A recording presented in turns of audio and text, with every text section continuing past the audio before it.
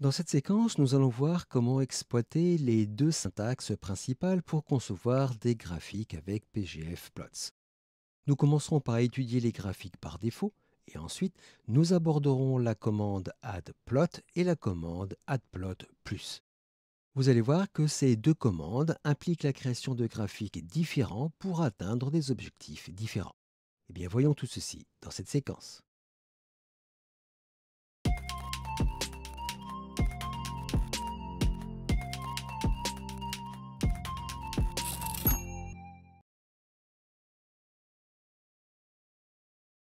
Lorsque vous souhaitez créer un graphique avec pgfplot, vous utilisez la commande usuelle addPlot et ensuite vous indiquez les coordonnées du graphique.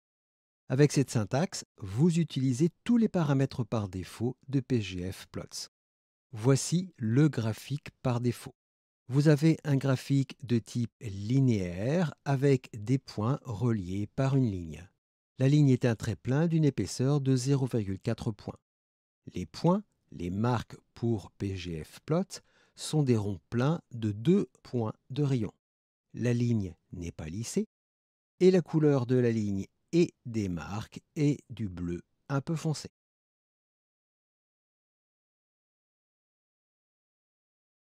Si vous avez plusieurs graphiques insérés dans une même figure, vous utilisez plusieurs commandes addPlot. Dans ce cas, addPlot utilise un cycle de couleurs, de marques et de lignes pour chaque graphique. Le cycle comporte 10 styles, dont voici les 5 premiers. Vous avez à chaque fois des lignes et des marques différents pour chacun de ces styles. Reportez-vous à la documentation de pgfplots pour avoir plus de détails sur ces différents cycles disponibles. Donc voilà les paramètres par défaut d'un graphique conçu avec pgfplots.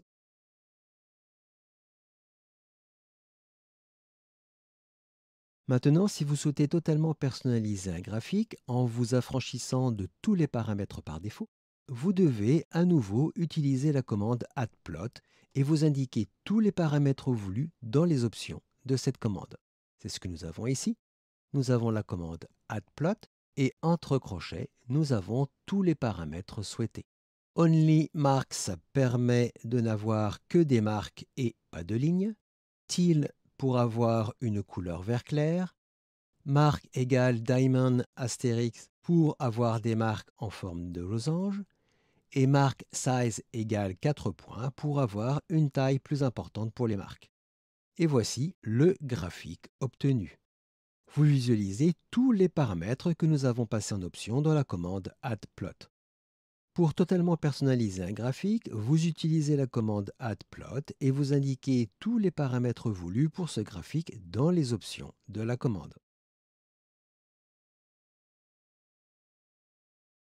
Vous pouvez souhaiter reprendre le graphique par défaut avec tous ses paramètres standards, mais en changeant une ou deux options. Dans ce cas, il faut utiliser la commande addPlot+. Dans cet exemple, nous utilisons la commande addPlot+, et nous passons une seule option, marque égale Diamond Astérix. Ce qui veut dire que nous utilisons tous les paramètres standards du graphique par défaut, mais que nous personnalisons uniquement la marque. Et voici le graphique obtenu. Nous retrouvons bien tous les paramètres par défaut, la couleur bleue pour la ligne et les marques, l'épaisseur de la ligne. Seul le type de marque est personnalisé pour avoir des losanges. Donc avec la commande addPlot+, les options voulues que vous indiquez vont écraser, entre guillemets, vont remplacer les paramètres par défaut. Les options non déclarées dans la commande utiliseront les paramètres par défaut.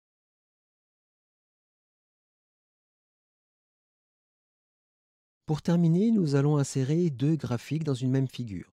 Le premier sera totalement personnalisé avec la commande addPlot et le deuxième sera partiellement personnalisé avec la commande addPlot+. Pour le premier graphique, nous utilisons la commande addPlot et avec en option Y-bar afin d'avoir un graphique en barre verticale. Nous avons donc une personnalisation complète qui remplace tous les paramètres par défaut. Et c'est bien ce que nous avons dans l'affichage résultant. Ici, nous avons bien un graphique en barre. Pour le deuxième graphique, nous utilisons la commande adplot+, avec en option Y-bar, afin d'avoir un graphique en barre verticale à nouveau. Mais nous avons une personnalisation partielle. Nous indiquons avec la commande adplot+ que nous souhaitons reprendre tous les paramètres par défaut, mais avec en plus ceux que nous spécifions en option, soit ici un graphique en barre. Et nous avons bien le résultat attendu. Un graphique par défaut avec la deuxième couleur principale du cycle en rouge, avec les deuxièmes marques du cycle en carré, mais avec en plus des barres verticales que nous avons spécifiées. Donc voilà deux exemples très simples qui vous montrent bien la différence entre les commandes adplot et adplot+. Donc voilà comment exploiter les commandes adplot et adplot+ pour concevoir des graphiques personnalisés selon vos besoins. Nous avons vu les graphiques par défaut, la personnalisation complète avec la commande adplot et la personnalisation partielle avec la commande adplot+. Il ne vous reste plus qu'à appliquer ces techniques à vos propres besoins.